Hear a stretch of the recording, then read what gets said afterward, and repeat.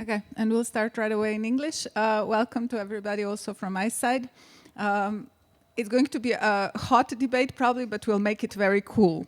So it's a great pleasure to have with me Sladjana Lazić, who is assistant professor at the University of Innsbruck. She's at the Department for Peace and Conflict Studies, and also in the past she has studied and done her postdoctoral research in Norway, focusing on transitional justice, international justice, peace building, memories, especially as also Barbara mentioned in the post-Yugoslav territory. She's also a podcaster of an opinion piece, as in opposite of conflict or war. And next to her, a contributor also to, and now I have a blackout, the magazine that I promised that I will write down, but I didn't. How is it called? Agitate, yes, Agitate. Emina Bužinkić from Sisak. She also has experience of being a refugee in Ljubljana and Zagreb during the Yugoslav wars in the 90s. Currently, she's researcher, works at University of Minnesota, focusing mostly on human rights and critical educational studies. And at the moment, she's also working on her book, Storying Social Distancing, Race, Border, and Refugee. So I think she has also been very active in peace, anti-war, and solidarity activism. Yes, and between 2017 and 2020, we have just talked about, she has also been president of the Croatian government's Council for the Development of Social Society. Both of their works has been somehow focused on peace. What does it mean? Critical understanding of today's situation when in the name of peace often wars are waged or violence is committed against the weakest in our societies. And my first question would actually be this. Given that we know or come from the post-Yugoslav space where a lot of people are saying that war just continues, but through different means, that it is still the criminals who are in power. What does it mean, or how can our region contribute to understanding of peace, and what should we be focused on, worried about when we talk about peace today, and the experiences the Balkan region had so far when it comes to the international understandings, but also regional attempts to reach peace? Yes, go. Yes, hi, good evening, good afternoon, good morning. As has already been said, I think that the question we are asking ourselves is an enormous one. It's a gigantic question, and it's super hot here, so we might end up just collapsing in a peaceful manner, or not so peaceful manner by the end of the evening.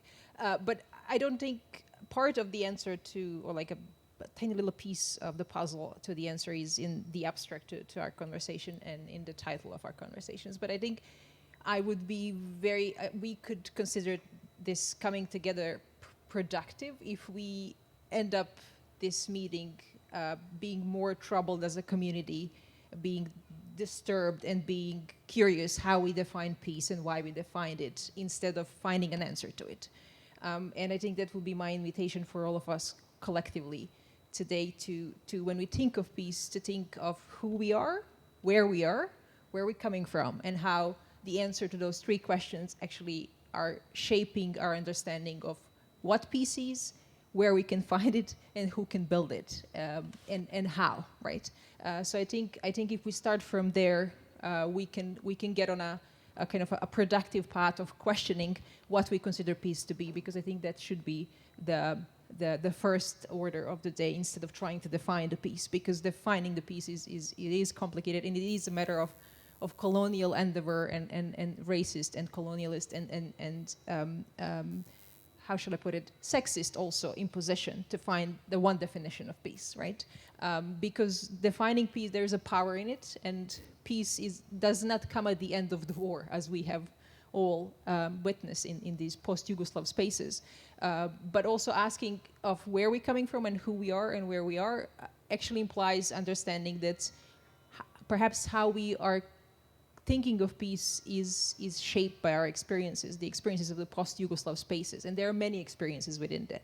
So we do tend to think of peace in a sense that it can be built through these international interventions by pushing for Euro-Atlantic integration and rebuilding of institutions, because that is the peace that has been kind of imposed on us, or the understanding of peace that has been imposed as a way of ending the wars of the 90s and moving towards peaceful future. But then that is a particular understanding of how peace can be built in the international as an international order. And within that international order, there are many types of violences that end up being perpetuated. Hence, this continuum of violence that persists even after the signing of the peace agreements. But in general, also, the imposition of the liberal peace building is an imposition of a certain order that is also colonial, because there are certain bodies, certain lands, and certain people who are considered disposable then, and then the violences that they do experience and the injustice continues to be perpetuated within the peace. And we usually talk about it as a peaceful violence. So I think if we just start by troubling the idea of peace, where we got that idea, and how that idea is shaped by who we are, by our position within these intersecting structures of inequalities and oppression, then we can get on the right path. But I would like us to trouble this idea that peace comes at the end of the war, or that peace is the opposite of violence, because there are types of so-called peaceful violence that get delegitimized within the usual understanding of peace. Okay, I would just pose another question here.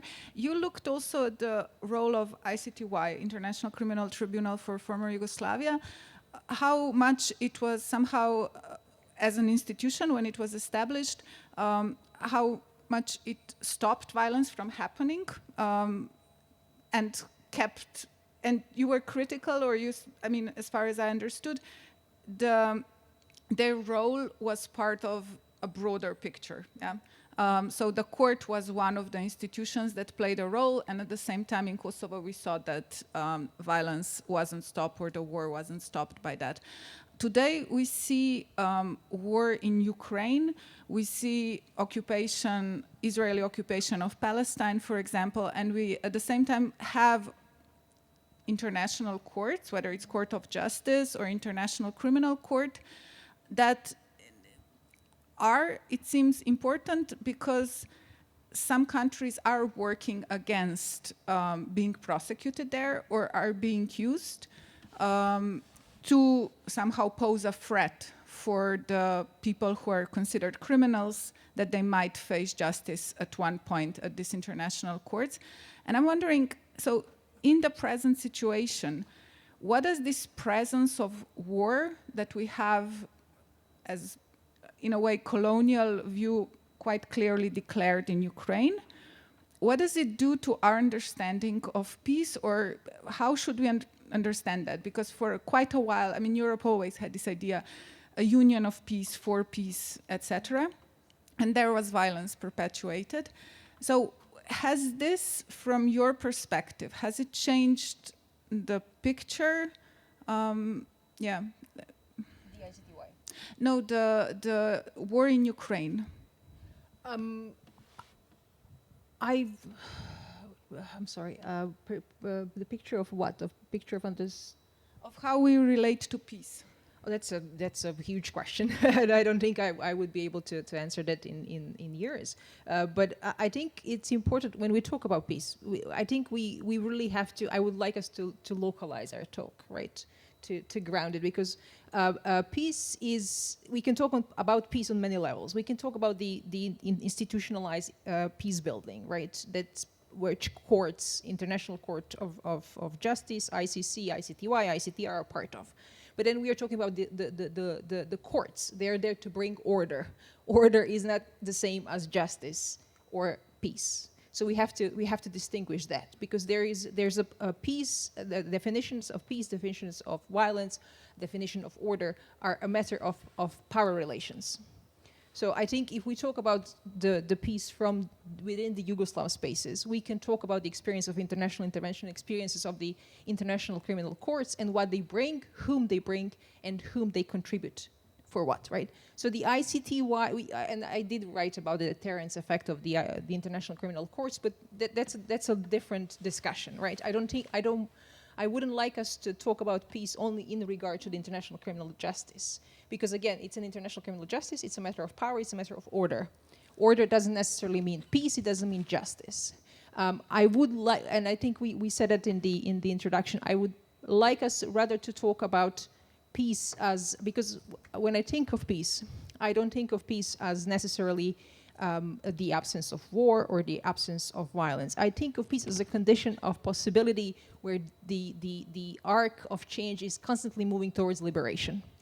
Because the way we understand peace, it frames certain bodies, certain regions, certain lands as disposable for peace of the others, right? So if we focus even on the post-Yugoslav spaces, we can see that the conflicts and then consequently the peace building have been defined as the relations between Bosniaks, Croats, Serbs, or the Christian, Catholics, Orthodox, and Muslims. Many people fall through the cracks of that definition and those attempts at institutional peace building. What happens with Roma people, right? So, like, for example, also when we talk about the peace in the post-Yugoslav spaces, these spaces are now defined not only by our experiences in the 90s and the wars, they're also defined with the people on the move and the Balkan routes and all the happenings on the Balkan routes. So that creates the conditions, the different local conditions in these different spaces. And I think we have to think of that. When we think of peace, we have to think within those conditions. Of course, not forgetting the high level of legal and political action in the courts, because they do frame also the way we think of peace. And for, like, if we think of what is peace, I think that's a question for me, that's a question of politics of knowledge production and epistemic authority. So whom we think knows what peace is, whom, as I said in the beginning, whom we think can build peace, and how peace looks like. So in our different regions, because of these international interventions, I think the peace is still very much taught as reaching these standards of Western European liberal democracies. But we have to think whether actually Western liberal European democracies provide the conditions for peace, and for whom. Which bodies they do still frame as disposable, for what?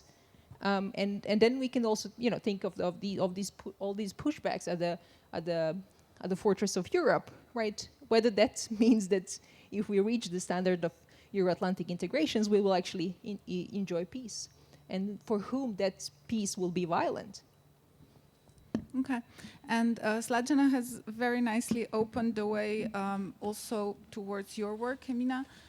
You worked a lot with the refugees, people seeking safety on the route through the Balkans. One part of it is, and I'll return to war just to be a little bit provocative, but so at the time it was either war in Afghanistan, war in Iraq that Europe and America somehow waged there with the help of countries that were together with the coalition. But concretely, the 2015-2016 mass coming, or a higher number of people coming to Europe, was connected also to what we call war in Syria. And then very quickly, the right wing somehow uses this situation as saying, well, if we let these people in, we're bringing, their conflicts to our region. And it seems this is part also then of their agenda of how to, build the arguments for building the walls, for waging violence against violent people, although they are actually running away from violent situations. So I would be interested, how do you perceive in the Balkan region the present situation, do you see the connection of 90s and then how refugees were treated? Because for us in Slovenia, it was very interesting. We had erasure, which was an administrative mass crime. And then, but we didn't have that much bloodshed that happened later down in Croatia, Bosnia. And it seemed that the same was happening now. So Slovenia was very politely, but strictly, and also in a violent way, pushing people back, giving them papers, saying, you don't have the right or you're not asking for asylum. And then it was the Croatian police who is mostly accused of violence, beating them up. And in Bosnia, again, the situation very much became, less organized, it seemed, and a lot of people also showed their solidarity. So how do you see that this situation now that we have, when we see, it seems, normalization of violence and just not seeing it, how does it come into our understanding of peace and war and peace actually never being reached in the region?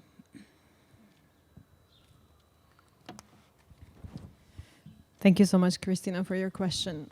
And thank you, Sladjana, for opening this panel in such a provocative way. I don't even know where to start, because you've opened so many massive questions. I will say that I first of all think of peace in many different terms and layers. I think of peace as an order and an industry that was brought to the post-Yugoslav spaces by the Western liberal democracies and internal local actors in a format that we call transitional justice, which has not recognized many other forms of justice that people are seeking for. So in that sense, I'm thinking of peace or justice as a central question of peace that we have to be more concerned about. Not only that we didn't reach much with the transitional justice goals, but we also didn't do much of restorative justice work, and epistemic justice we keep pretty much neglecting. I think of peace also as a process in the making and never reachable state or status, and that's something that we have to sort of remind ourselves of all the time. And to me, I think central practice that I see around the peace, which is then the question of how do we make peace within ourselves as individuals who are wounded and injured by the wars, but also within communities, is an expression of solidarity. And thinking of solidarity as a political action that is well thought, intentional, and sort of an everyday thing that happens in the community. And, we can talk about peace as well as a state project, as an international project, as a social project. I'm sure we do have entanglement of that in our region. At the same time, we are not paying much attention to the social construction of peace because, we really are counting the bodies, the convictions, the progress, and what we state as progress is often neglecting the pain that people are stuck in, and the very reality in which civilian victims of war and then the new refugees and migrants coming to this area are not really seeing any redress for the pain and injuries they suffered. That's just I think, just a general introduction to what I would like to talk about when it comes to the so-called refugee crisis and the way that representation created sort of unsettlement of, in a sense, established peace in the region.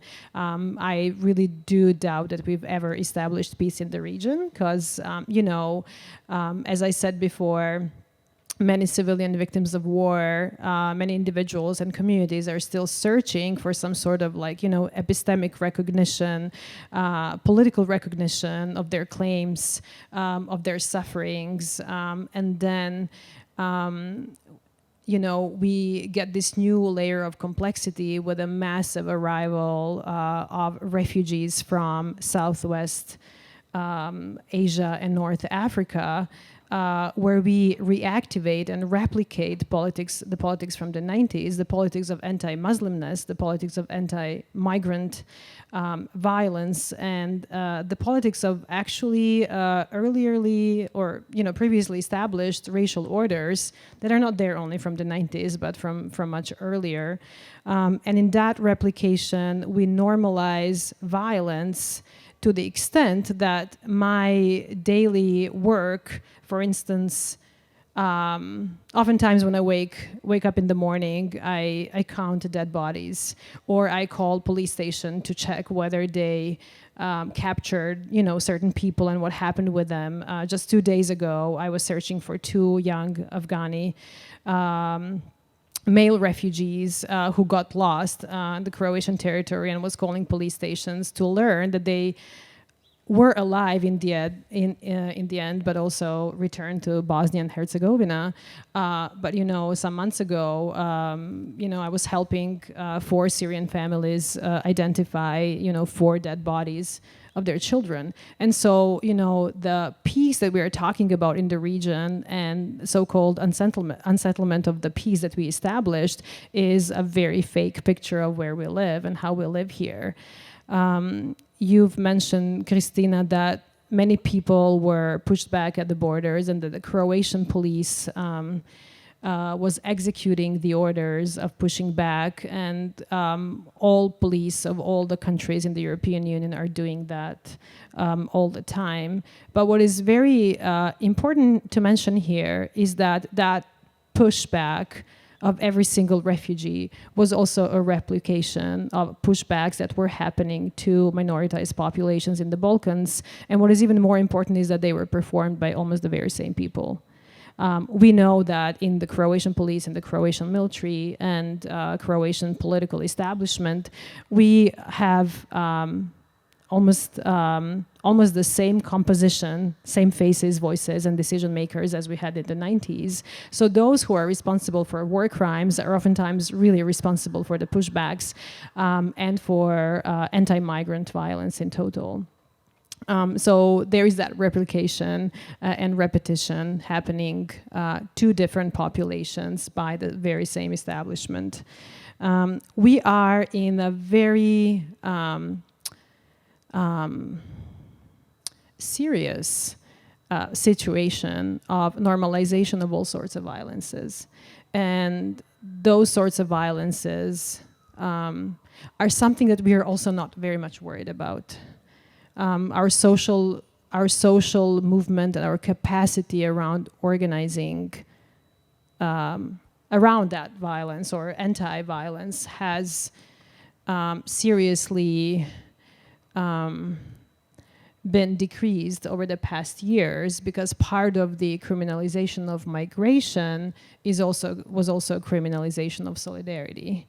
Part of non-prosecution of war criminals from the 90s was also suffocating the voices who were asking for transitional justice and for other sorts of justice. We've silenced victims of sexual crimes during the 90s by not redressing and attending to their needs for so long, only to come to a place where we have adopted only recently certain legislation that is supposed to reparate someone who was, raped 20 years ago and who's supposed to come out now and publicly, talk about what they experienced while we didn't address their trauma for such a long time, right? This is in Croatia, right? Croatia and Bosnia. Yeah. So I think, we are definitely here. I think as Sladjana said, I think our role today here is that we leave this conversation really troubled, but what types of normalization of violence are we complicit in? How are we also replicating as a society or supporting replication, reinforcement of the violence that is getting new shapes and forms, but is being extremely intimidating and damaging different communities? Now, what you mentioned about victims of rape, I remember not long ago in Bosnia, there was still, especially in Republika Srpska, there was actually prosecution of women who tried to get reparations or recognition of that crime that was committed to them. So I'm really glad if that has somehow now been cleared, because I think that's one concrete example when actually victims were again forced to pay, to be humiliated, and it was horrible and heartbreaking stories, and something that you don't imagine that can happen after what you mentioned before, this transitional justice that has been conducted and done through. My question would be, given this combination and the fact that when it comes to the Balkan route, the EU has played a very important role, whether it was Frontex or whether it was actually the EU as the institutions in Brussels. How have you seen their role on the ground? What has been happening? Have they been in any way positive? Because it seemed from afar that mostly they helped, enabled, actually outsourced the violence to the borders to keep the so-called peace inside. Yeah. And what does this mean? I mean, how can we understand a bit? How does this then relate to understanding of the European Union as such, as a peace project? I mean, should we just throw it in the garbage bin and be done with it? Or is there still a possibility to actually build on certain institutions or institutional pathways that exist? Yeah, that peace project is kind of, in a zone for kept in a very protected zone for Western, liberal, white, male, Christian. So certain identities and types of people that live in Western and northern part of Europe. I think European Union is trying to keep away from their territories and from the borders people of color who come from different identities and who are unsettling those identities that are, establishing some, this very rigid political hegemony. When I was a really young activist, about 20-something years ago, I went to Morocco and I spent months working with migrants from sub-Saharan Africa, and I visited Ceuta and Melilla, two enclaves that were, in a sense, building largest refugee centers and actually detention centers served for deportation, of migrants back to sub-Saharan Africa.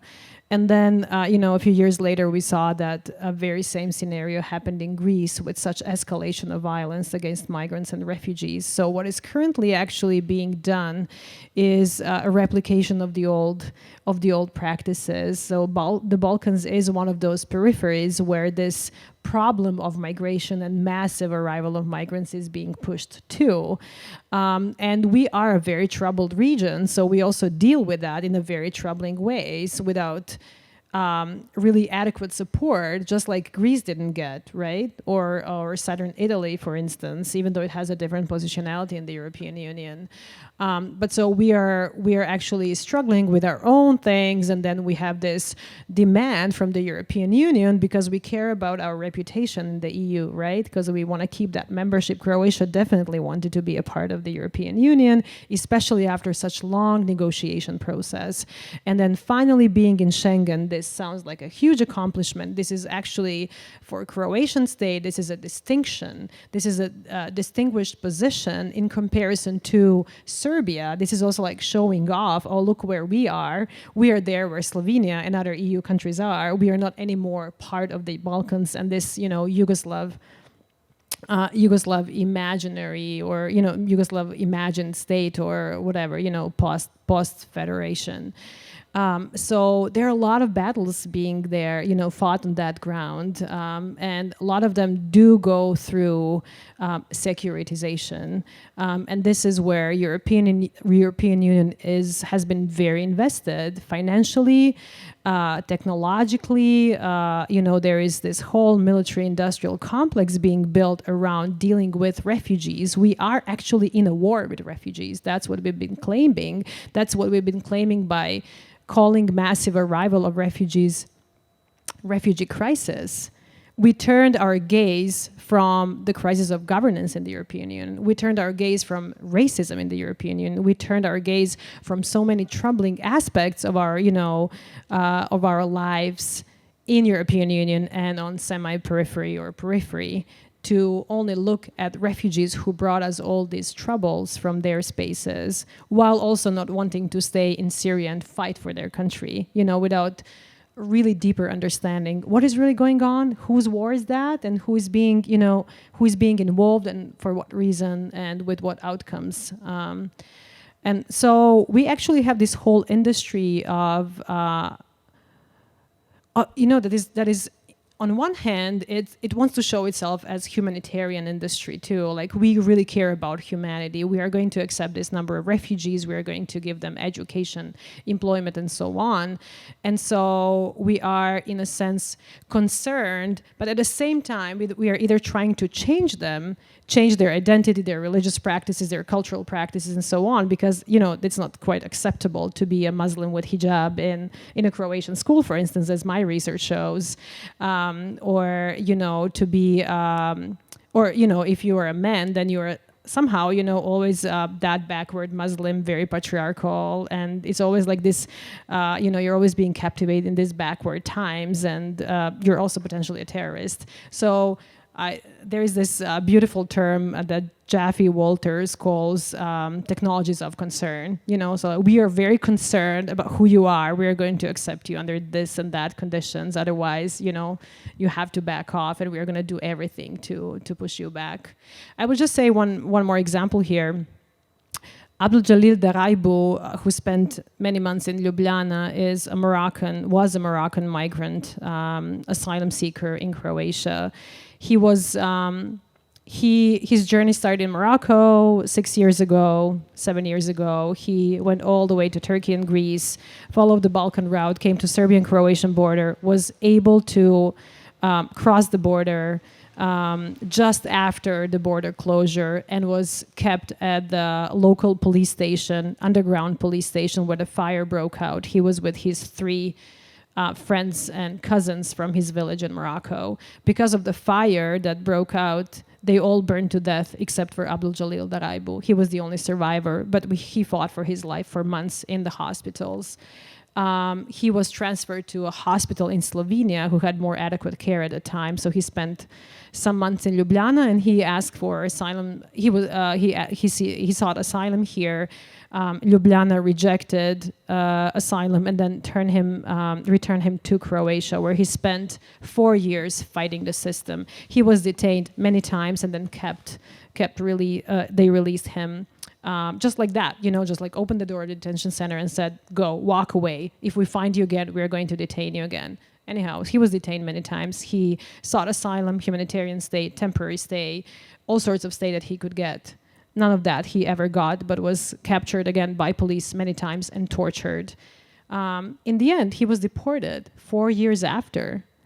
The state of Croatia showed him that they can torture him till the very end, and then not even reward him after that torturous experience, but actually they deported him in Morocco. They came to his room in the detention center, took him out in his pajamas at 6 a.m., took him to the airport, and brought him back to the police station that in his hometown that he actually escaped from because of the political troubles that he had there as a political activist.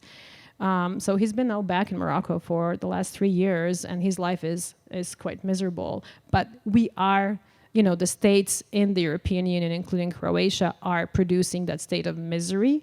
They miserate and produce, further misery in the lives of refugees and migrants. All of that is happening under the justification of peacemaking in the region, because all these people are a threat. And that's securitization logic. Is there any way that he can seek justice in Croatia or in Europe? Thank you for that question. We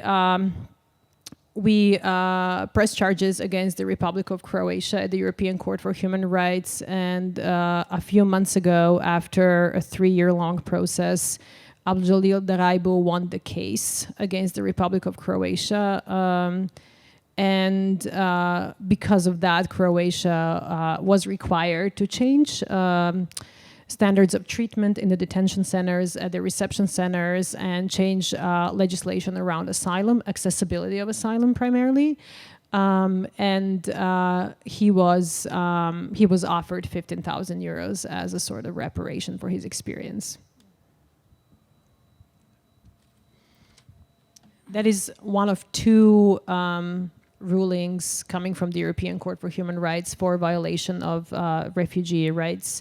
Another one is for Madina Husini, a 6-year-old girl who was killed by the train at the Croatian-Serbian border, the very same year when Abdul Jalil was deported, so 2018. Do you think that this can systemically solve anything? Because 15,000 euros, I mean, I think any money is very inadequate way of responding in many ways to abuses and violence. At the same time, for people in poverty, probably it is at least something. But do you see this as a step towards liberation? No. I recently wrote about that, and I spent months.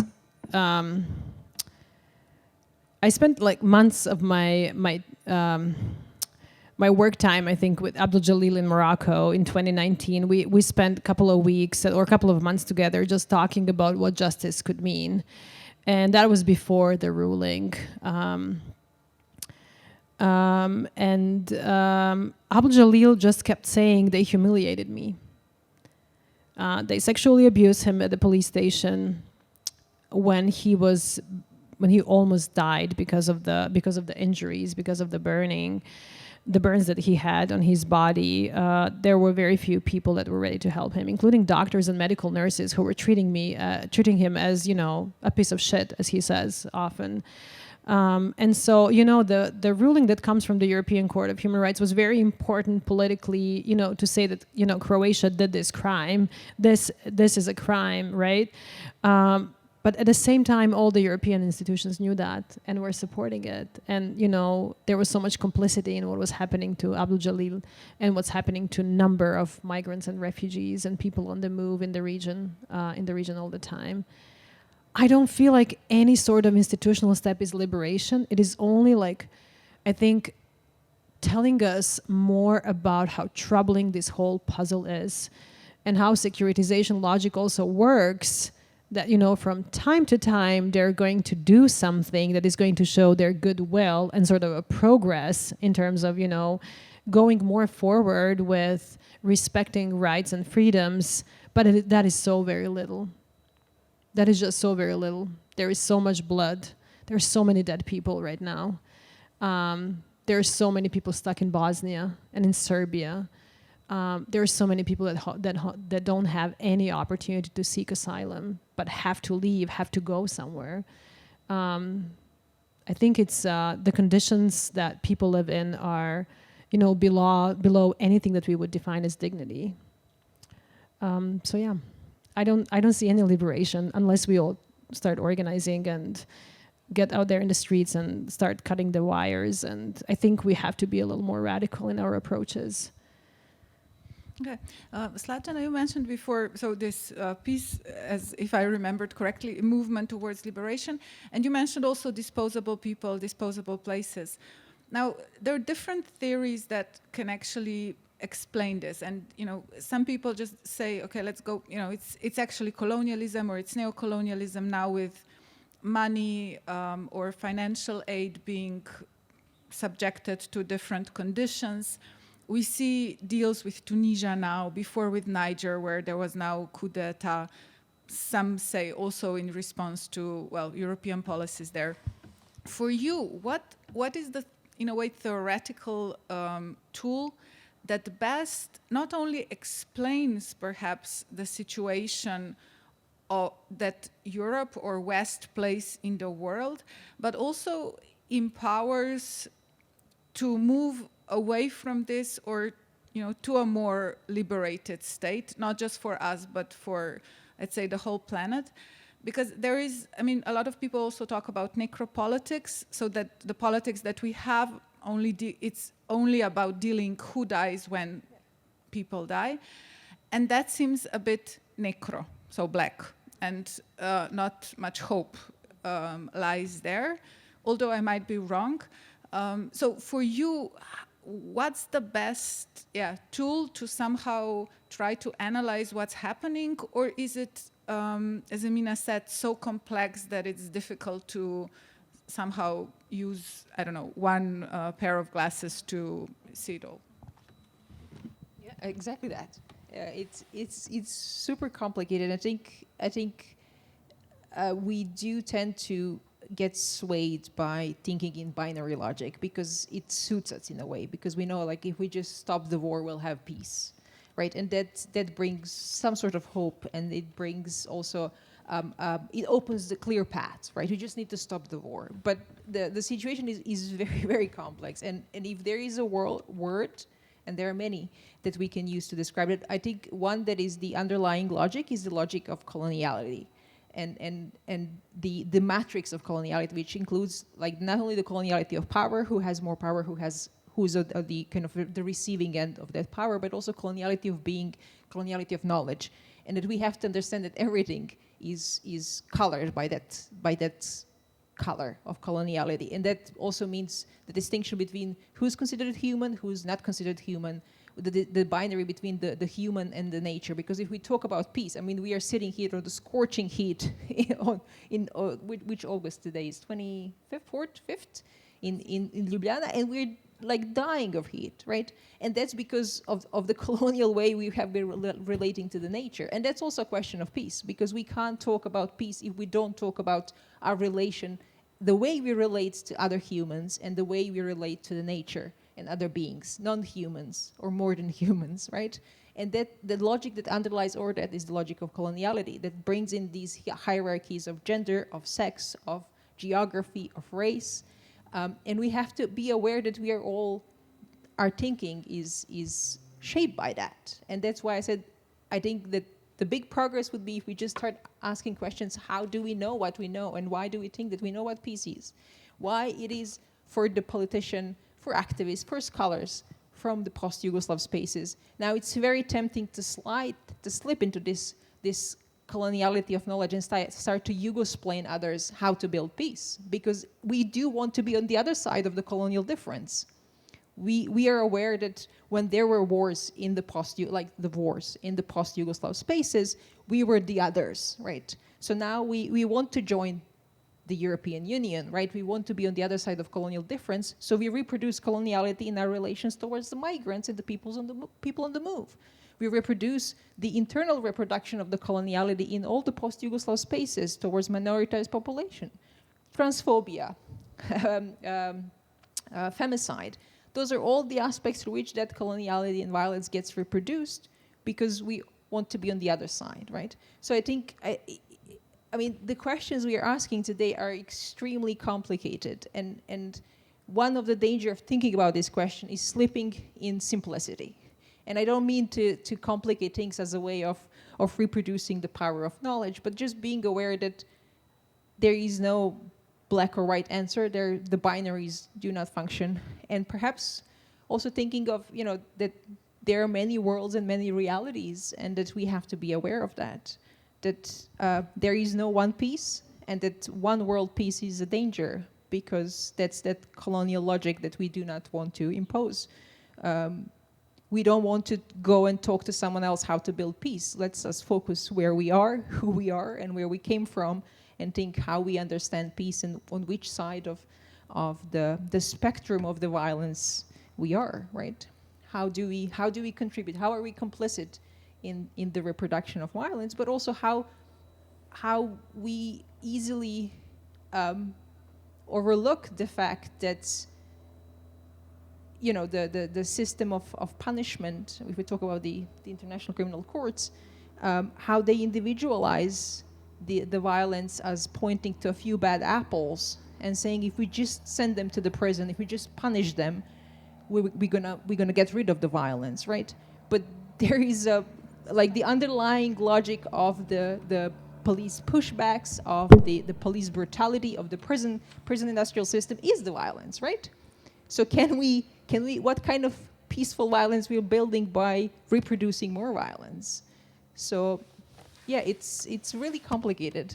But I think that doesn't mean that we have to kind of stay away from those questions, say, well, we can't really answer. But we also have to be very aware that it's going to bring discomfort. And it will bring the needs to face our own complicity in different types of reproduction of violence.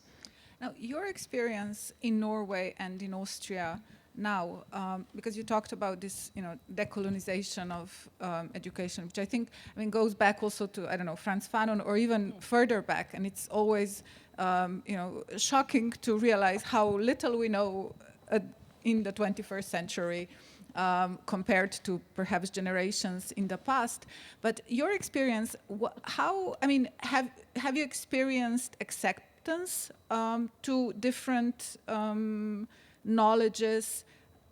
How can you best somehow accommodate different knowledges from wherever they come? So what are somehow the tools to move beyond the colonial system, basically? Again, you ask fantastic question that there is no way I can answer. Look, I am lecturing about peace, right? And my approach to peace is biographical and pedagogical. Biographical in a sense, I am a creature, a human being, from a post-Yugoslav subject, as we would put it. But I'm also supposed to kind of teach students about peace, right? And I think that the way I can best teach about peace is about engaging in collective unlearning of peace, something that I also kind of ask us to do here together, right? To ask, how do we understand peace? Why do we think that we know what peace is and what that peace implies, right? Because I think part of the, and we talked a bit about that in the beginning, part of kind of working, thinking, and doing against the industrial complex, corporatized peace building and the whole machinery that has been built around it is actually making us without job, right? It's making our jobs obsolete in a sense that we do have to democratize. That's a wrong word, but I'm a lack of a better word. Whom do we speak about peace and whom we're building peace? So I would say that I don't have the answer what tools are, but perhaps unlearning what we taught so far is actually what's working, is one step towards that. And also understanding that in a situation where, in the situation of classroom, where we kind of have students from different regions of the world with different experiences of violence, war, and peace and whatnot, in my experience, the best we can do is to create together a space where we can be open enough to hear that the world looks different and there are different worlds to understand it. We have to learn how to relate, not only to different perspectives on one world, but that there are, as Zapatista would say, there are many worlds. There are worlds that can accommodate many worlds, right? And that's not an easy task, and that's not something that we can say we can reach it tomorrow. But again, I would say that's something as looking at the horizon and understanding that there are so many things that we take for granted that we think we know, and perhaps we should turn things around and say, let's learn how to relate differently with other humans, but also with non-humans and nature. Emina, when we talked before our meeting today, you mentioned also the experience, especially in the US, of students going to different parts of the world, either volunteering or being part of this Peace Corps, and often this being a problematic experience. And I would be interested, what do you see, does this experience do? Because I think you can always have, I don't know, bigots or idiots who simply go somewhere and always say, oh, they're so dirty, they're so lazy, it's so much better from where I come from, we're so much better, yeah? And it doesn't matter whether they're students or where they come from. But what is it like? Is there something that systemically this kind of exchanges do or presuppose in the relation that helps perpetuate this system that we have in the whole world of inequalities? And you mentioned yourself also that you're asking yourself the question of ethics and how to approach other people or just communities. And I'm wondering, so what can be a better way to actually build exchanges, solidarity? Because it makes sense that you go to Morocco and volunteer there, or that there is some kind of equal exchange and community building beyond borders that are also just put into us. Yeah, this is a great question. As Sladjana was talking, I was thinking, okay, so we both come from a place where we teach peace studies to primarily foreign students.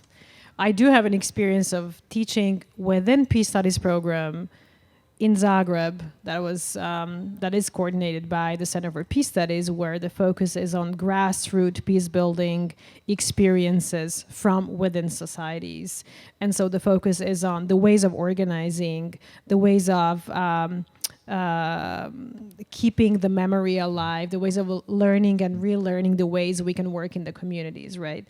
But when we came to this bigger, or when I came to this larger universities, my experiences, particularly American universities, to teach peace studies, I was introduced to syllabi and curricula that are asking for me to teach according to certain idea what peace is and how peace needs to be looking like in order to be closer to the idea of liberal democracy, which doesn't leave much room to talk about or shape the other ways of, political organizing, political regimes. Everything is sort of within a nation state that centers around capitalism and capitalist production, which then again is very much tied to patriarchal and colonial and imperial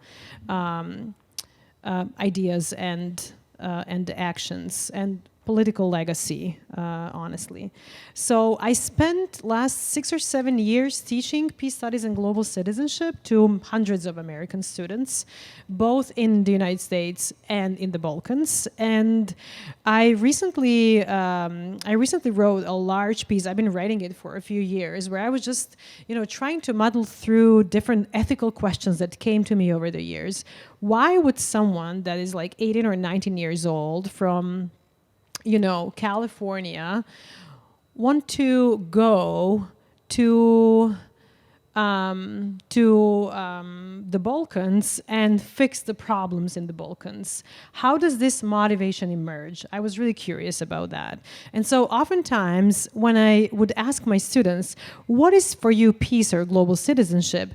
My students would respond, the way we express care for the world, the way we care for humanity. So like a very general description and very repetitive, like a generic answer that they must have heard through their education and socialization, right? And so as I go with every generation and teach my classes, and I'm understanding that, of course, like everywhere else, American youth are product or are, sort of being built as a product of American political projects, imperial projects. So they're being sent to do study abroad programs, to work with Peace Corps, Mercy Corps, to teach English, as that is the most important language in the world and everybody should know it. Otherwise, the hegemony obviously cannot work. A very familiar sound.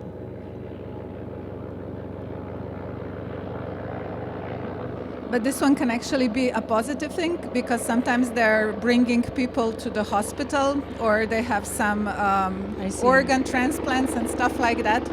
So it's not necessarily always just a symbol of militarization and total control. Yeah. It's important to complicate it.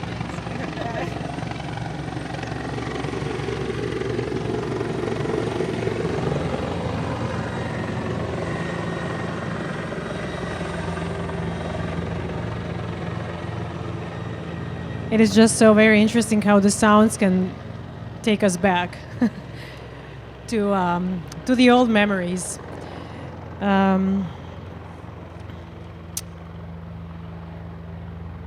The text I wrote is called. I was working with a title for a long time, but I do talk about subtle imperialities that are woven through syllabi and curricula, and how do we actually come to a place that 19 and 20-year-olds want to go change the world somewhere where it's not the U.S. What does make one to not work in their own community with so many racial issues, like racial injustice, so many social issues, and go somewhere else to fix the world while maintaining the idea that they have exceptional knowledge and that they can actually help others. And so helping others is so ingrained. It's something that is really hard to work with and to work against. I think we've also established peace studies and global studies, or the West has established peace studies and global studies as a realm of reproducing imperial political projects in the world and attracting young people to accept that as their career, as their job, as their career path, and as their job, which are usually pretty privileged jobs that are well paid, that are in comparison to where they go, right, and where they stay, whom they live with, it can be a bit of a difference there. There is some sort of economic privilege. There is some sort of, social status privilege, and I've recently actually had a call from one of my former students who ended up working in Rwanda. She's 19-year-old, very smart, extremely. She's a great analyst. She has well covered or knows really a lot about Rwandan history. And she really wanted to go work there. So she first did her research, but then she really wanted to also help people who were suffering there, while completely, ignoring that so much harm was done in that country too by the Western forces and by Western peace workers and developers who came there, or people who were in development work. And so she actually ran into such a serious pushback that she made a decision to go back to the United States, and she was very sad that she couldn't do her research till the end. That's what peace studies are not preparing their students for disappointments they're going to encounter, and for decades and maybe even centuries of colonial extraction. And so what our students end up doing is that they do very extractive research. That's just like tying into the whole extractive, labor that's being done through these industries. So we are actually, or West did a very good job. And I'm hoping that with our teaching that we are decentering and unsettling that a bit, but we've connected peace industries and peace discipline as university discipline, right, or scholastic discipline, and with very specific ways of teaching. For instance, I really fought hard to integrate certain readings, to remove some of the US-based scholars from the syllabus and include more people from the Balkans, people from Southwest Asia, from North Africa, who have something to say about, the experience of war, or colonization, or occupation. And so this is a big struggle, right? Some of the tools that you asked me about, and you asked that too, when Sladjana was talking, I was kind of noting down that I think to be able to reverse what we are seeing or what we are being complicit in, what we are kind of participating in a sense too. But as I said, again, I'm hoping that we are also decentering this with our work. I think focusing on experience, relationality, and public hearings and storytelling and some sort of focusing on people's experiences and the way they can claim their narrative. Enabling people to narrate their experiences in a way that unsettles dominant way of speaking, dominant way of talking and reproducing knowledge. The second thing I think a lot about, and I'm really invested in the labor of transnational solidarities, which doesn't mean to travel to a different country in the world to establish that. It means really living in Zagreb or Sisak and being able to work with migrant and refugee communities, not on their empowerment, that is not, I think, my role, but I think on some sort of exchange that can really show relationality of the experience and creation of political coalitions, alliances, camaraderie that can really yield some sort of political change in a local community. I also think, as I said before, radicalizing our social responses through thinking about decoloniality, to thinking about feminist ways that are challenging patriarchy, which we are completely surrounded with, completely entangled with, and to think more about how can we center the question of justice, which is not institutional and state project, but coming from within society, within community, within groups and collectives. One thing that I also want to say, I think the way we have to work more is through collaboration that is going to challenge disciplinary and any sorts of other divisions, right? We have this, academic, activist, artistic, we are not thinking a lot about how to blur those boundaries, and that we are caught in that work too. When we are in academia, we are often called out because of our activism.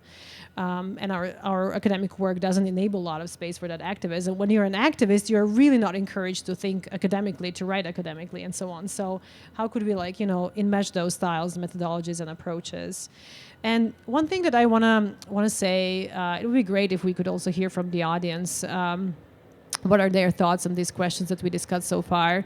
But one thing that I ask you to have just a minute of time to talk about is that I think we are in a pretty mature and ripe space and time to talk about different ways of organizing in the region. And so recently we started talking about establishing regional people's tribunal, which is a form of justice seeking, epistemic, performative, poetic, social justice seeking, a tribunal that would be led by victims and witnesses of the securitization crimes, of the anti-immigration crimes, and of the normalization of the violence that we're dragging from the 90s.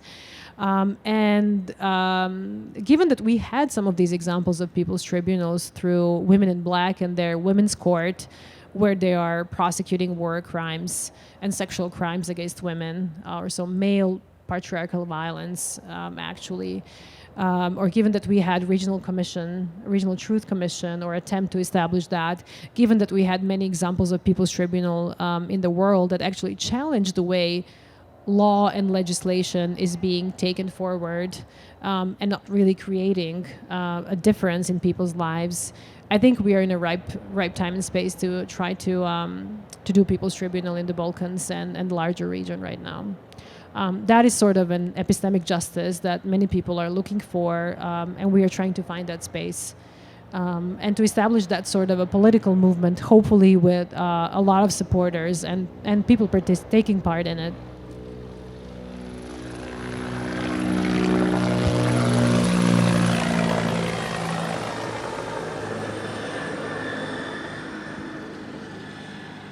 And you mentioned, Sladjana, do you have something to add? Because you were,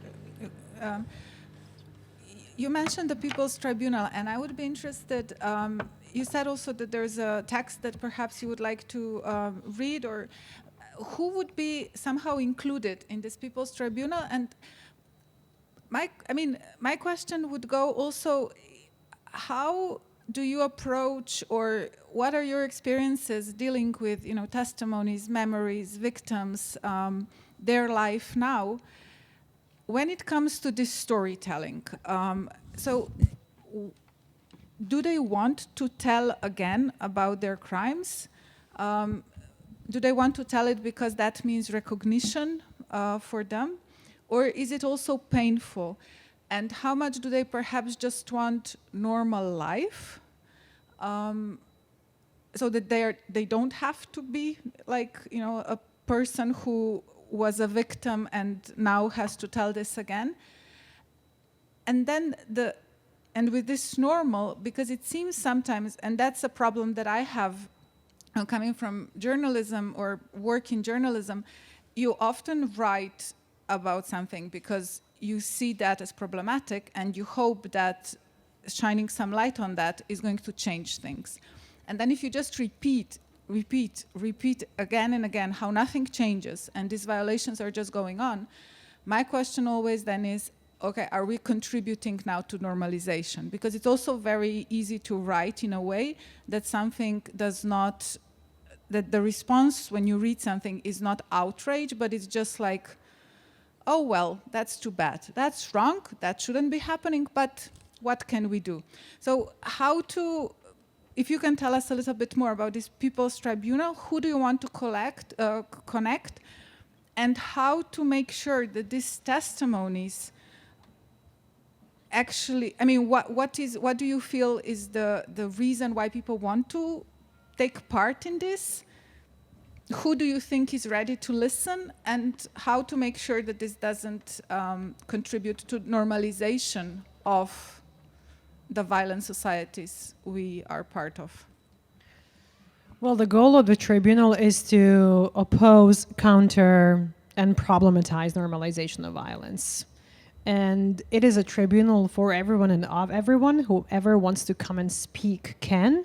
And in a sense, that means that anyone who is either in a refugee camp or has granted asylum or is a witness through journalistic work or through artist work or artwork or even from academic space is very much invited to be a part of it. This is a form of participation in tribunal too, where you have a critical discussion about an issue.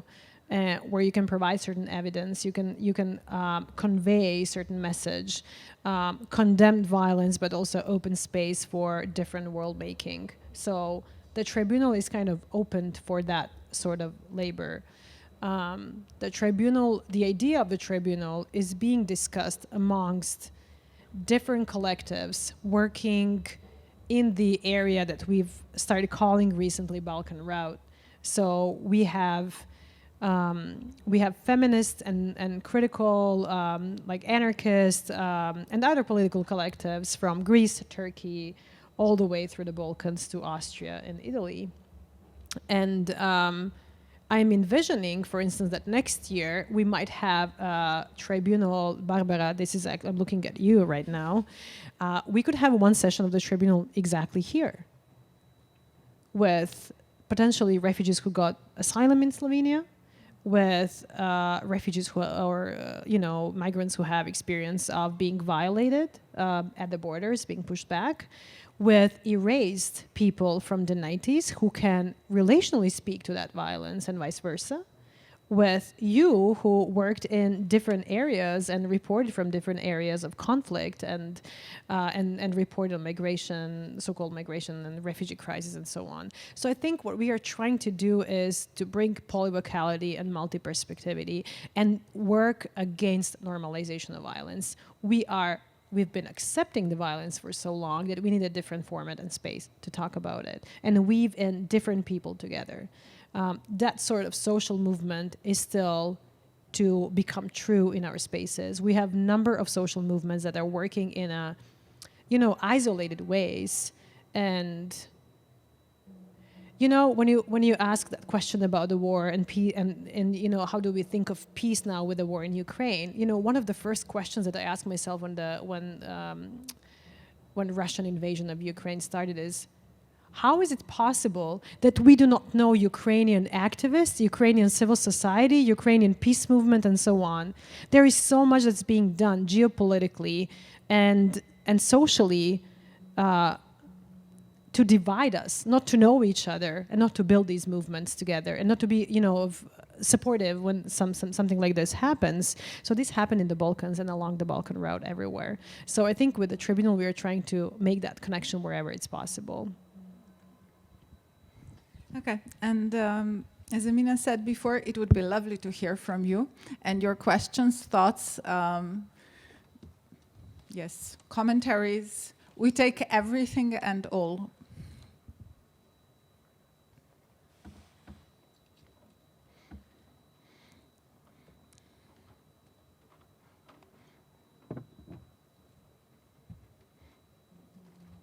No, none.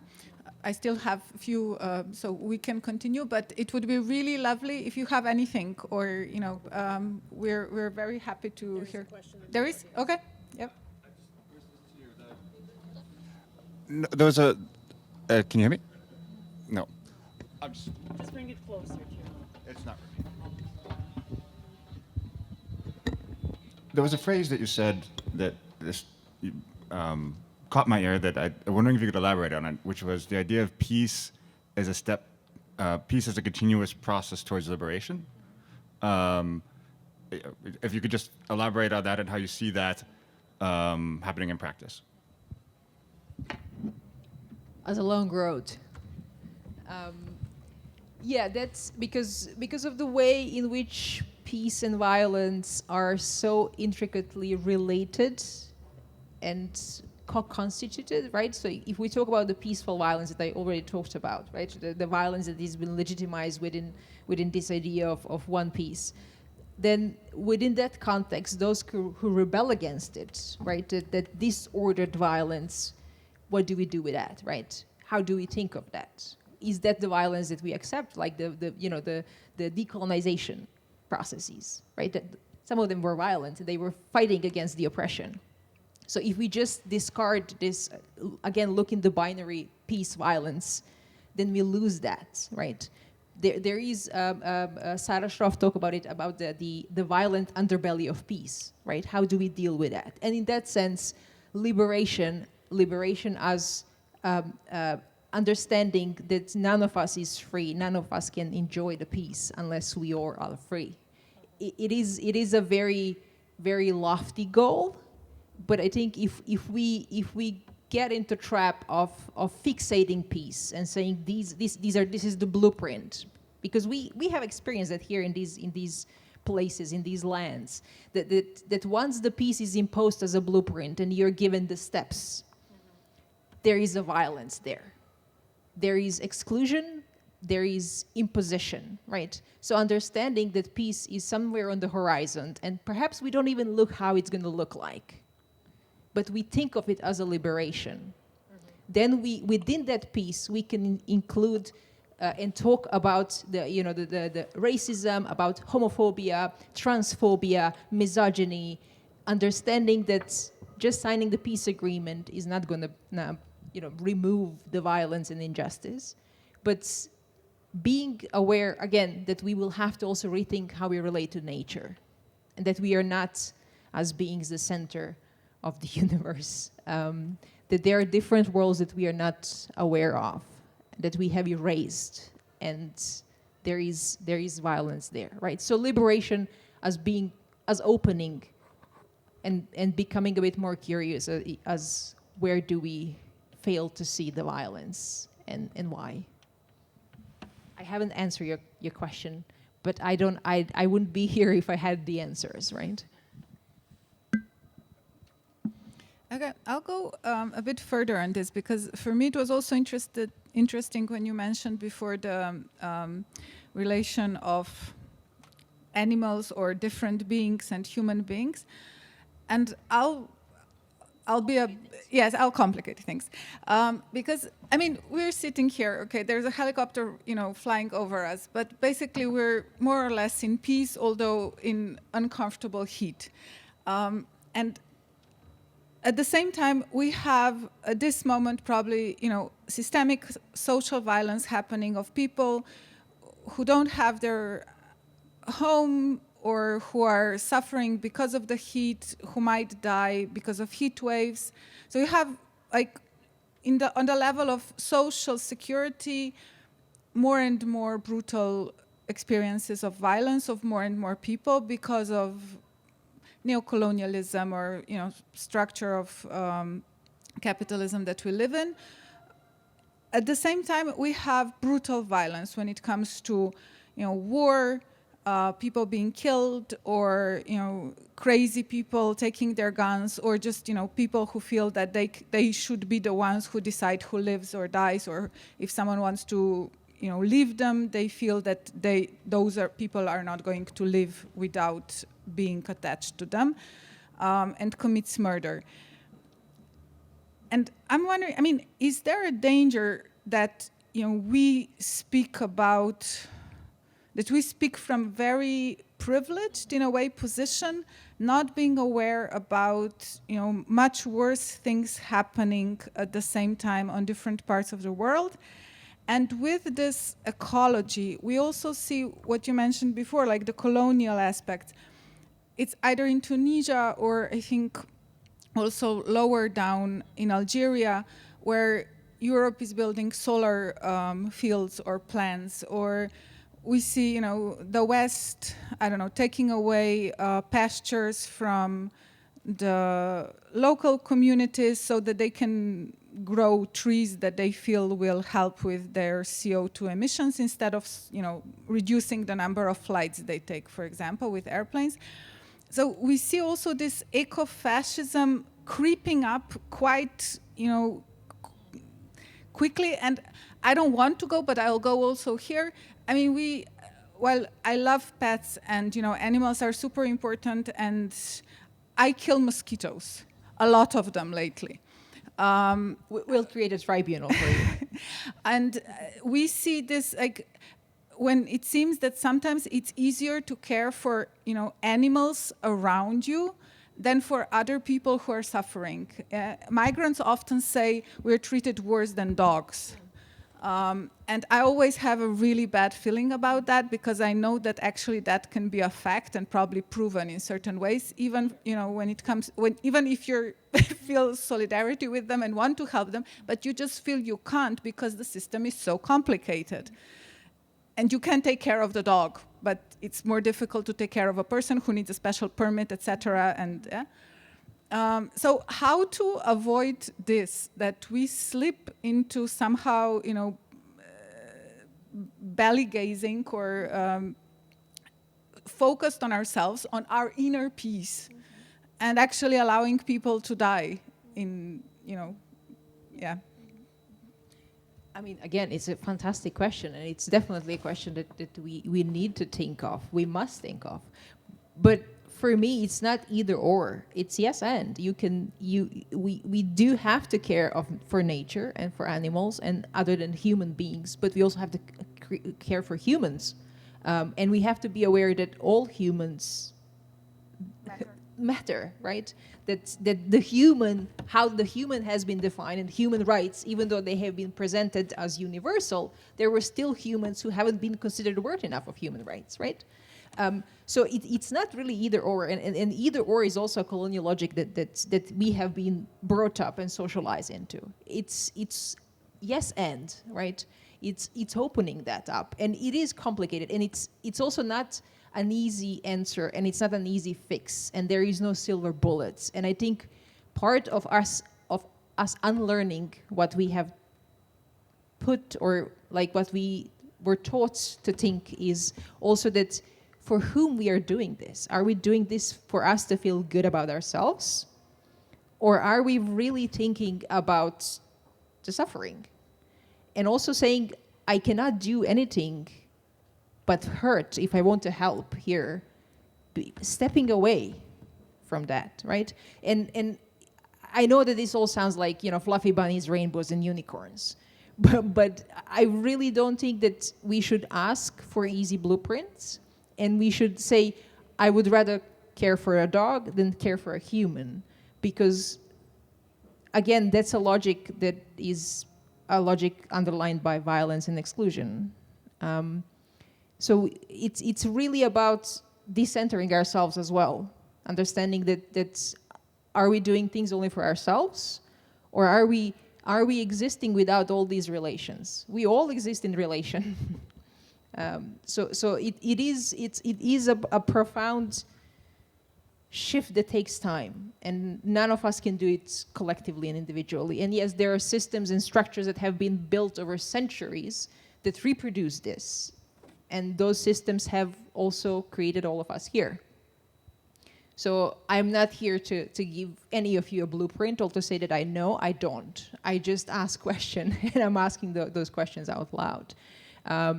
Because I think, and Emina has brought these questions also when we talk about, the disciplines of peace studies, the disciplines of human rights, of development. We have to be aware of the danger that the disciplines perpetuate in order to reproduce their own needs, right? Because there is a reproduction of racial silence and exclusion, both within the peace studies, within the human rights discipline and practice, within the development. Because it is this reproduction of West knowing and going to develop the underdeveloped South, or saving the South, and then we create a generation of the practitioners who's going to go and do that, right? Why? Because they want to feel good about themselves. They feel so uncomfortable in their own privilege, and they need to silence that, so they're going to go and help someone else out, right? And that's part also of kind of understanding in which ways we are perpetuating harm.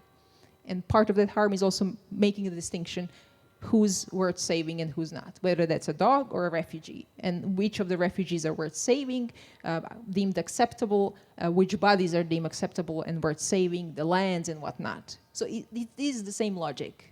It is also this value that we all have been socializing of scarcity, right? So there is not enough for everyone to be saved, so you have to be worth enough to be saved or to be heard or whatnot. Again, I didn't answer your question, but Thank you. I want to say that caring for dogs more than migrants is the anthropocentric logic, actually, in which migrants are labeled as non-humans. And animals took the higher status and logic not because of care for them per se, but because of necessity to humiliate humans that are non-deserving of life. And so that is the hierarchy. And I think we've been seeing that hierarchy very clearly in front of our eyes every day, particularly currently in Bosnia, which is only a couple of hours away here. So it seems to me that we have several lines of conversation. One is the injustice that happens with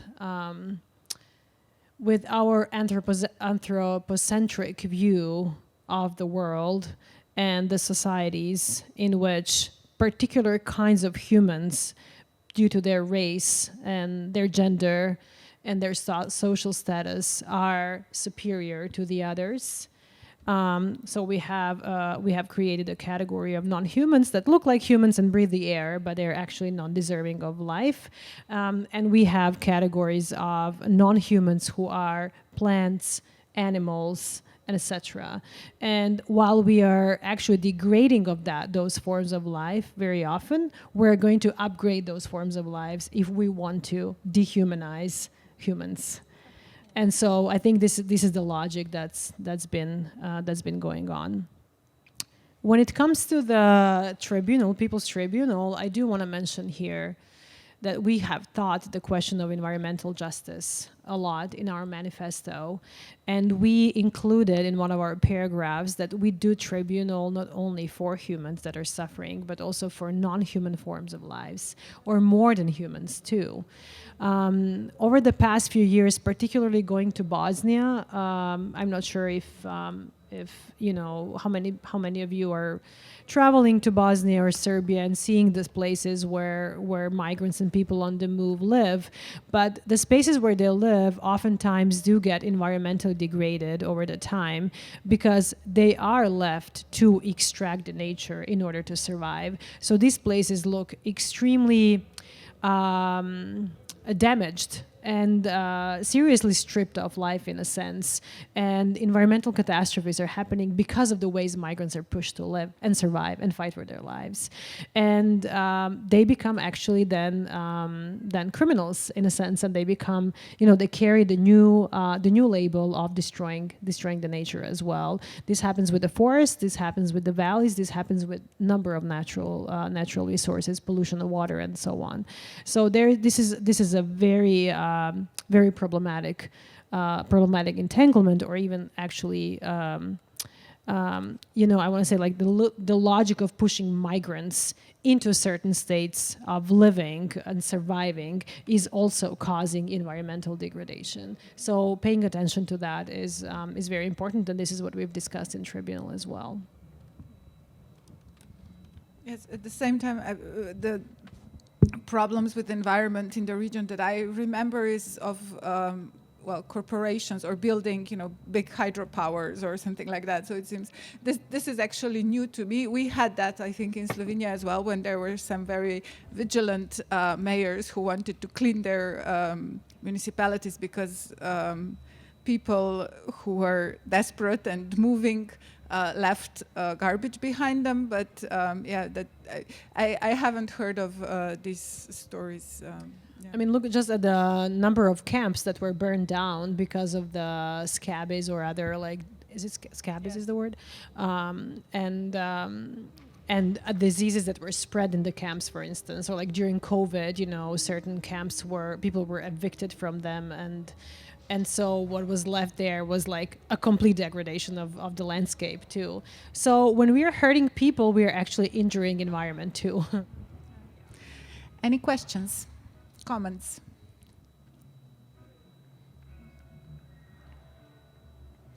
Yeah. There's a microphone coming. Do you want to come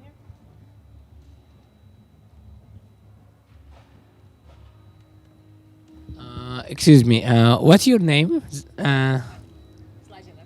Okay, Sladjana. nice to meet you. If it's not misunderstood, I heard that you said we don't exist without relationship. You mentioned that. Relation, yeah. We all exist in relation. I'm sorry, but I disagree. Okay. I mean, we are always exist, even without not being in relationship. For example, I can love myself. I'm not waiting for someone to love me to be exist. I mean, I can exist without family love, for example. I could exist without a friend. I could be the friends for myself. So I'm not waiting a love from someone to be exist. So just this is my view of what you said. Okay. Thank you so much.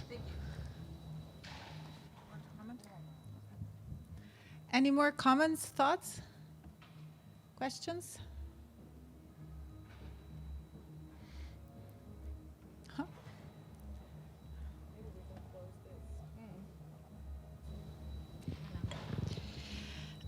I came in very late, so I only caught the last part of your discussion, so my question refers to this part. You were talking a lot about environmental degradation and how this affects also communities, and I'm wondering what would be your view on this new trend now, pushing for actually legislating ecocide in domestic legislations of various countries.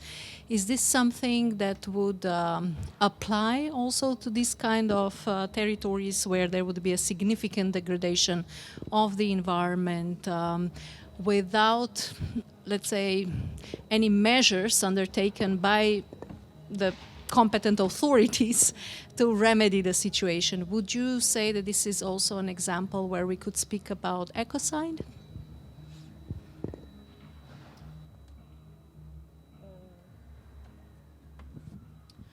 This is a good question. I think so. I think the intentionality around placement of refugees and migrants in certain areas, the way they're pushed to live in certain ways without much support, in the places that are not protected by the forests, where there is not provided oxygen, where they're exposed to heat, and I think that's very intentional. That's a designed politics, which does then lead to as I said before, environmental degradation. I do believe, and I do agree with you here, that a lot of that kind of violence is very much normalized through legislation. We are in a place for a very long time now in the Balkans where we are legitimizing and legalizing different forms of violence, including the ecological violence or environmental violence that is always entangled with the violence against humans and other than humans. So yes, I think my general response to this would be, I think there is a lot of normalizing of ecocide. I think that's also not just in working in isolation, and I don't think what I mentioned as an example with migrants is the only example. There are probably much bigger ones. The waste management, for instance, the ways we are treating the forests in the Balkans or the rivers.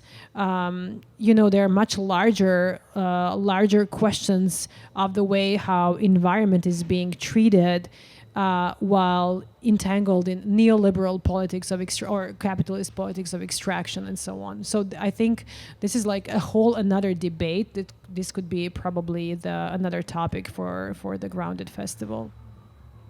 So Barbara, here another idea for the next year. There are lots of flies here too.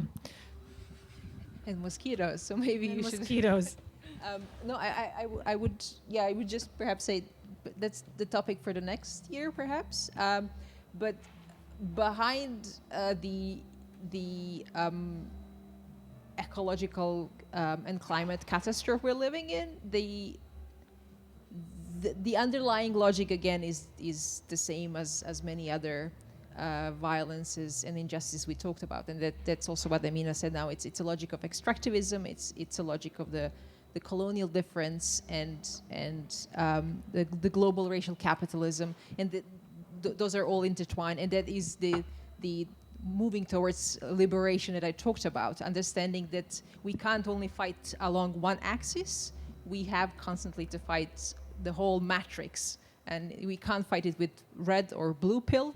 We have to find a different pills for different illnesses, to put it that way. Another thing that I think we have to be aware of is also that the so-called greenwashing of the politics and who's paying for the greenwashing of certain policies. And I heard at some instance some of the students from Germany saying, but why do we have to pay now for the pollution when Germany is not polluting anymore as it did before? We are doing much better now. But then they're exporting their pollution somewhere else, right? They are polluting when they're buying lithium from again lands and peoples who have been deemed as disposable, and then making their industry green in order to feel good about themselves, not realizing that you can't save yourself from ecological catastrophe alone, because we are all in this ship, right? So again, we are again circling around the same topics, and none of them we can answer just by with a simple silver bullet. We really have to rethink, I think, from the bottom up or from the ground up. But that's for Barbara for the next summer to organize something along those lines. Okay, and I'll just take again the mic and one last question, perhaps, because I think the next debate is then warming up. Why do you feel that peace or peacemaking or even peace movement or demilitarization has become such a problematic or hard or dangerous even word? It seems that when people call for peace, they are judged, oh, but you are for the aggressor, not the victim. We see this now, I think, in the case of Russian aggression against Ukraine. And it seems that what's very much missing is this more, how do you say, pacifistic movement, or we don't see it anymore. I remember Women in Pink what was it? In America. So have we complicated things too much to actually, or has the world become too complicated for people to fight for demilitarization, for, being part of peace movement, because they know what comes with that. They know that it's not easy to just, dismantle the armed forces or something. So how do you understand somehow this lack of these movements and ideas? Well, that's for another year. But I mean, the world has always been complicated, and the problems have always been complicated. It's just that, there was a time when certain understanding of peace has become dominant and gained power, and then, oh gosh, that's a huge question. But the thing is, it's not that the peace is problematic; it's what we put into it, right? How we define that peace, and how we also phrase it, saying, you have these here's the, look, the liberal peace at one point during the 90s has been offered as the magic bullet for everything. And that's why I'm very scared of the simple solutions, right? There was the end of ideology, as Fukuyama said, and then there was it was announced on big doors saying the liberalism won, right? The Berlin Wall fell down, communism proved to be a disaster, so liberal democracy won, and this is the solution. We reached the end of history, the end of ideology, just build these institutions and you will have peace. And that was peace for some, right? And now you have a constellation of different social and political movements saying, well, that peace was our war. Coloniality is a state of war. We complicate things, but it always has been complicated. It's just that there hasn't been enough people saying that out loud. And we do have a kind of the current conjunction where we have different movements. We have Black Lives Movement, we have indigenous resurgence, we have finally West has realized that there's a climate disaster because it hurts West now, so we're talking about climate changes. But the climate disaster has been happening for years, and there were people who have been feeling it before the West felt it and before West brought it as a topic for the UN to discuss it. So, yeah, it's always been that way. Kristina, you should have been a speaker here. Your insights and ways of thinking are brilliant, and I really appreciate this question. And we are not going to arrive to a place where we can settle around the idea of peace for sure.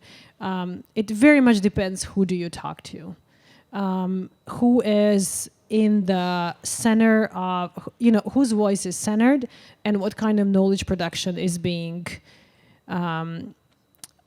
What kind of knowledge is being produced. Peace can be, for someone, complete state of peace in terms of absence of war and conflicts. Peace can be a military response, cultural nationalism, indigenous resurgence. That all can be, a method or a strategy to arrive to a peace, right? In this region, I think what we have the most competence to talk about, is particularly as survivors of the wars, we are seeing that there is a particular kind of peace, as Sladjana was saying, that is being imposed on us. We have to come to a place of this peace or this blueprint, which is in our case called reconciliation. When reconciliation is being forced, especially to be done between victims and perpetrators, that is extremely difficult. And we've seen in the different societies how these sorts of projects can just deepen the apartheid, for instance, in South Africa. So it is, in my experience, important to be able to have deep conversations, to engage with profound listening, attention, and to work with people on the ground in the ways people want to move forward. I think that is the most important piece. What victims of sexual crimes in Slavonia were telling me about the ways they see peace as a certain form of justice is very different what people from southern Croatia think is a form of peace or justice. So I think, again, I want to come back to the question of justice, the core question of peace is what kind of justice are we going to push for, and how much is it going to actually respond to our epistemic claims and our experiences. There is no unique format.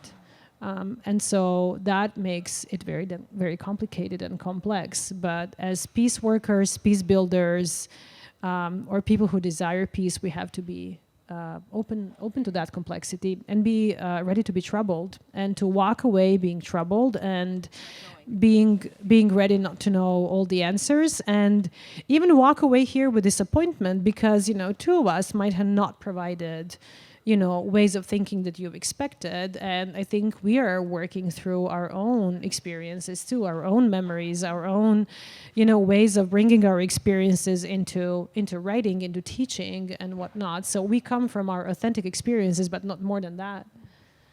Yeah. So it's fragmented, and it's sensitive, it's complex, it's fractured, but it is the best we can do. Okay. Thank you, Emina, for these words. I think they were really nice to just, if we stopped right there. Sladjana and Emina, thank you for being here for this conversation. Thank you to all of you for sticking with us through the hotness. I think it was also a good debate to start the festival because there are a lot of questions still unanswered and to be debated. Be brave. Don't be afraid of the conflicts of ideas and crashes and feelings of uncomfortableness. As Emina said, let's try to do justice to each and every one of us. Maybe a little bit of good instead of doing harm every day is not an easy task in the complicated world we live in. And hopefully, with each step, we move a little bit closer, as Sladjana was saying, to liberation of each of us and every one of us. Thank you very much, and have a good evening. Thank you for the questions.